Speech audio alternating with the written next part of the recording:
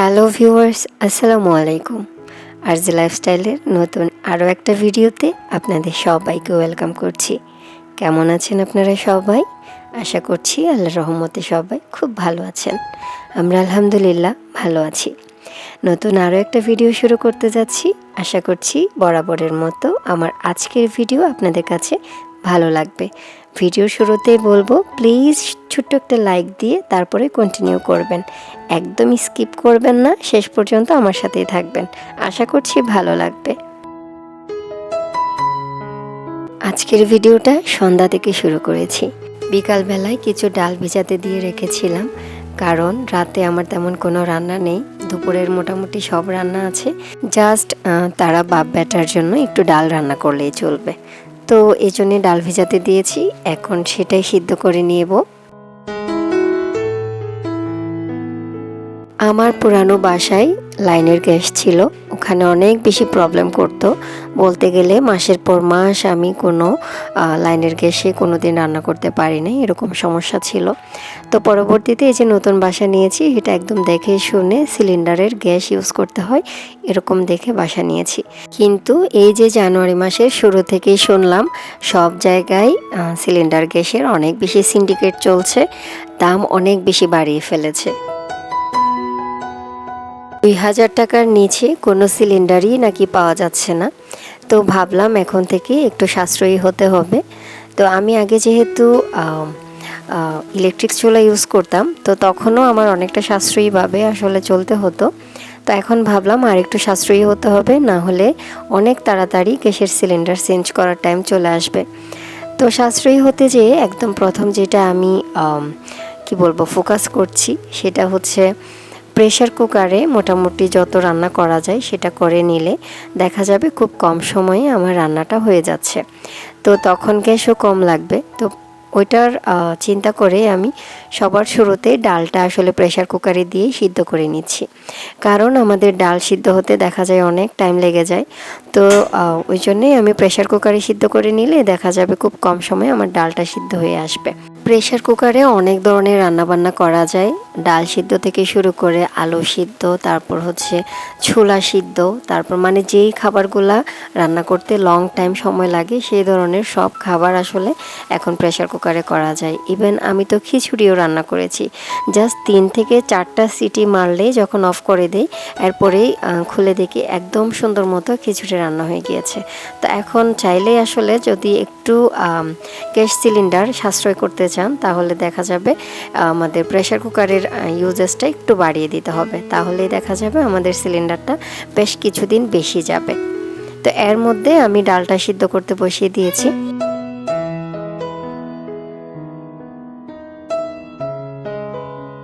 তারপর মা ছেলে মিলে সন্ধ্যার নাস্তা করলাম, চা খেলাম। যেহেতু অনেক বেশি ঠান্ডা, এখন আসলে আমি রেগুলার চা খাচ্ছি। মাঝখানে অনেক ট্রাই করেছিলাম কন্ট্রোল করতে, তো অনেক দিন আসলে কন্ট্রোল করেছি, বাট এখন চা খেতে খুব ভালো লাগে। ভীষণ ঠান্ডার মধ্যে গরম গরম চা খেতে আসলেই ভালো লাগে। তারপরে চাটা খাওয়া শেষে পরে হচ্ছে জিনিসপত্রগুলো একটু ওয়াশ করতে চলে এসেছি। গ্যাস সিলিন্ডার সেভ করার আরও কিছু উপায় আমি আসলে মনে মনে চিন্তা করে রেখেছি, এখন থেকে সেভাবেই করব। তো আপনাদের সাথেও শেয়ার করছি। যেসব রান্নায় আমাদের গরম পানি লাগে, যেমন ভাতের পানি, তরকারির ঝোলের পানি, ওই ক্ষেত্রে আমি এখন থেকে ইলেকট্রিক কেটলিতে পানি গরম করে তারপরে ইউজ করব। সেক্ষেত্রে দেখা যাবে ভাতটাও তাড়াতাড়ি হয়ে আসবে, যেহেতু গরম পানি ইউজ করব। আর তরকারির ঝোলে যখন আপনি গরম পানি দিবেন, দেখা যাবে তাড়াতাড়ি বলক উঠবে, তাড়াতাড়ি সিদ্ধ হয়ে যাবে। তো এইভাবে করে করলে অনেকটা গ্যাস সেভ হবে। সাথে দেখা যাবে চা, কফি এগুলোর পানিও ইলেকট্রিক কেটলিতে করে নিলে, তো সেক্ষেত্রে মানে ঘেঁষে অনেকক্ষণ ধরে যেই সিদ্ধ করার ব্যাপারটা সেটা করতে হবে না। তো সেক্ষেত্রেও অনেকটা গ্যাস সেভ হবে। আর আমি যতটুকু জানি, আমার এক্সপিরিয়েন্স যেটা বলে, ইলেকট্রিক কেটলিতে অনেক বেশি আসলে কারেন্ট বিল আসে না, খুবই কম কারেন্ট বিল আসে। তো যার কারণে সব ধরনের গরম পানি যদি ইলেকট্রিক কেটলিতে করে নেওয়া যায়, এরপরে ইউজ করা যায়, সেক্ষেত্রে আমাদের গ্যাসের ব্যবহারটা একটু কম করা যাবে। তো আমাদের একটা সিলিন্ডার নিলে বেশ অনেক দিন পর্যন্ত চলে যেতে পারে। তাছাড়া যে কোনো রান্না যখন আপনি ঢাকনা দিয়ে ঢেকে রান্না করবেন সেটা তাড়াতাড়ি সিদ্ধ হয়, তাড়াতাড়ি বলক আসে, তাড়াতাড়ি রান্নাটা হয়ে যায়। তো সেক্ষেত্রে আমরা ঢাকনা দিয়ে রান্নাটা করতে পারি যে কোনো রান্না। তারপরে আরও একটা জিনিস ফলো করতে পারেন বা খেয়াল রাখতে পারেন, সেটা হচ্ছে যখন কোনো একটা গ্যাসের যে বার্নার আছে, বার্নারে যখন দেখা যাবে হলুদ বা লাল টাইপের আগুন আসছে, বেশিরভাগ সময় নীল টাইপের যখন আগুন ওঠে সেটা হচ্ছে আপনার কালি আসবে না বা সেটা ঠিক আছে। বাট যখন লাল বা হলুদ টাইপের আগুন আসে মানে গ্যাসে বা বার্নারে, তখন বুঝতে হবে গ্যাস অনেক বেশি অপচয় হচ্ছে। তো তখন অবশ্যই মিস্ত্রি ডেকে তাড়াতাড়ি গ্যাসের বার্নারটা ঠিক করে নিতে হবে। আরও একটা জিনিস বা আরও একটা উপায় বলতে পারি, সেটা হচ্ছে একটা রাইস কুকার ইউজ করা ভাত রান্নার জন্য। আসলেই একটা যদি রাইস কুকার ইউজ করা হয় তাহলে ভাত রান্না হতে যেই অনেকটা লং টাইম লাগে, সেটা আসলে গ্যাসে রান্না করতে গেলে অনেক বেশি গ্যাস অপচয় হয় বা গ্যাস ব্যবহার হয়ে যায়। তো সেক্ষেত্রে রাইস কুকারে রান্না করলে খুব একটা বেশি বিল আসে না, বাট রান্নাটাও একদম সেফলি হয়, খুব বেশি ঝামেলাও নেই, একদম ইজি রাইস কুকারে রান্না করা, আর সাথে গ্যাস তো অবশ্যই সেভ হবে। কিচেনে সন্ধ্যাবেলার কাজ করছি, সাথে আপনাদের সাথে বেশ কিছু টিপস শেয়ার করছি বা করেছি। তো এর মধ্যে আমার হচ্ছে অয়েল জারে তেল শেষ হয়ে গিয়েছিল, সেটাই আমি ফিল আপ করে নিয়েছি। এবং কথা বলতে বলতে আমার ডাল রান্নাটাও হয়ে গিয়েছে, সিদ্ধ হয়ে গিয়েছে। আমি একটু বেশি করে ডাল সিদ্ধ করেছি আজকে, 2 বক্স অলরেডি আমি ফ্রিজে ঢুকিয়ে রাখছি। বাকি অল্পটুকু আজকে জাস্ট তারা বাবা ছেলের জন্য একদম পাতলা করে ডালটা আমি রান্না করব। তো এই যে এটাও একটা আসলে গ্যাস সেভ করার ওয়ে বলতে পারেন। বেশি করে সিদ্ধ করে বা রান্না করে একটু বক্স ভরে একদিনের জন্য বা 2 দিনের জন্য এক্সট্রা রেখে দিলে দেখা যাবে ওই একই রান্নাটা আবারও করতে হচ্ছে না। বক্স ভরে রাখা ডালটা আমি যেদিন মন চাবে বা যেদিন দরকার পড়বে সেদিন বের করে জাস্ট বাগার দিলেই হয়ে যাবে। সেক্ষেত্রে স্বাদের একটু তারতম্য হয় না। আমি অনেকবার করেছি এরকম। এনিওয়েজ, গ্যাস সিলিন্ডার সেভ করার অনেকগুলো টিপস আপনাদের সাথে শেয়ার করলাম। ভিডিওটা কেমন লেগেছে বা আজকের আমার কোনো কথা বা কাজ আপনাদের কাছে ভালো লেগেছে কিনা আমাকে কমেন্ট করে জানাবেন। যদি ভালো লেগে থাকে তাহলে প্লিজ ভিডিওতে একটা লাইক দিতে ভুলবেন না।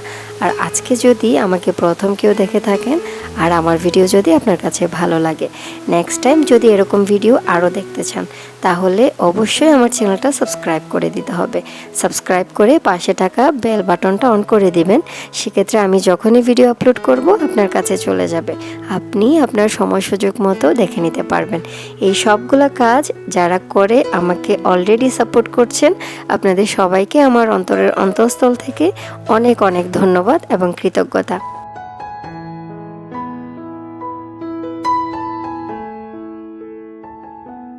তো এই তো কথা বলতে বলতে আমি আবার রাতের জন্য যে ডাল রান্না করার কথা ছিল সেই রান্নাটাই চলে এসেছি। আমি আসলে ডাল রান্নার সময় তেমন কিছু ইউজ করি না, অল্প একটু জিরা দিয়ে পেঁয়াজ এবং রসুন সেটা ভালো করে কষিয়ে নিই। তারপরে আমি অল্প করে একটু হলুদ দিই, ওটা দিয়ে আর একটু কষিয়ে নিই। সাথে আমি এখানে একটু টমেটো ইউজ করি। টমেটো ইউজ করলে আমার কাছে মনে হয় ডালটা খেতে খুব ভালো লাগে। তো এই তো এরপরে আমি ডালটা দিয়ে ভালো করে সিদ্ধ করে নিয়ে নামানোর আগে করে আমি অল্প করে ধনেপাতা দিয়ে দিই।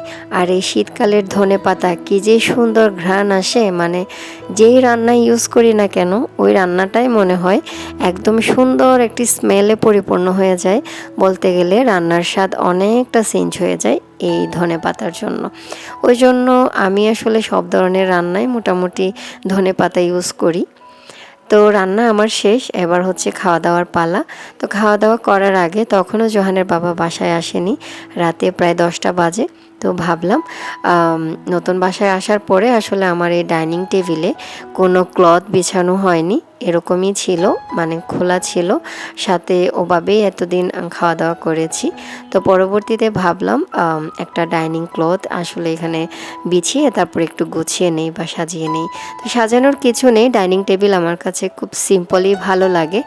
আর আগের বাসার চেয়ে যেহেতু এই বাসাটা একটু বড়, ডাইনিংটাও আগেরটার চেয়ে একটু বড়, তো আমি ডাইনিং টেবিলটা মাঝামাঝি করে রাখতে পেরেছি, মানে আমার মন মতোই রাখতে পেরেছি। তো একদম সিম্পলভাবে আমি ডাইনিংটা গুছিয়ে নিচ্ছি।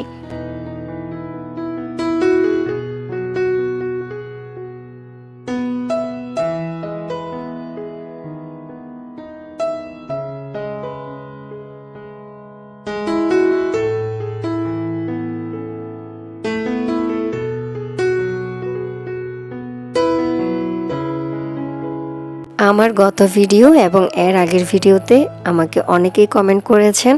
কারো কমেন্ট আসলে আজকে পড়তে পারলাম না, যেহেতু একটা টিপস ভিডিও রেডি করেছি। সো কমেন্ট পড়ার মতো আসলে সময় সুযোগ ছিল না। অন্য একদিন অবশ্যই আপনাদের কমেন্ট পড়ব।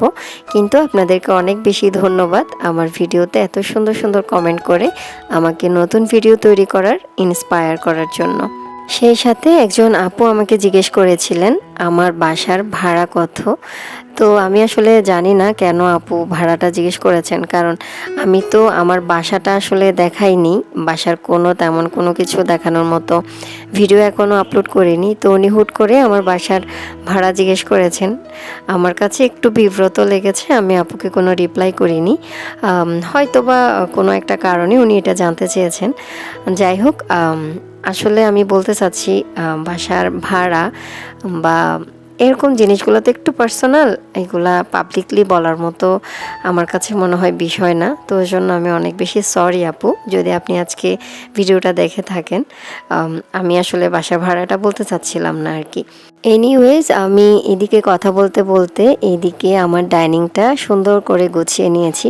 খুবই সিম্পলভাবে একটা জাস্ট ফুলের টব দিয়েছি আর একটু ফ্রুটস রেখেছি, এই তো। তো আজকের ডাইনিং টেবিল সাজানোটা কেমন হয়েছে বলবেন কিন্তু। নেক্সট ভিডিওতে আবারও দেখা হবে, আবারও কথা হবে। Till then take care and thanks for watching this video. আল্লাহ হাফেজ।